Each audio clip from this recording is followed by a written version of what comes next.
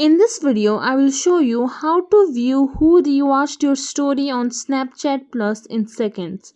First of all, open Snapchat. Then in the top left corner, you will see a profile icon. Click on it. Then in the top right corner, you will see the setting icon. Click on that. Here, if you scroll, you will find Snapchat Plus button. Click that. Then go to subscribe. Here you can see story rewatch also. Then click on next.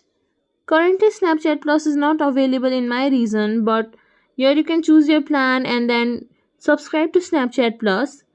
Once you're subscribed, let's go back. Then click on the three dots in my story. Then go to story settings. And if you have subscribed to Snapchat Plus, here you will see the icon of story rewatch count. Enable it, and just below it you will find the list of who rewatched your story and how many times. And if you think this video was helpful, please like, share, subscribe to our channel and leave us a comment down below. Thank you for watching.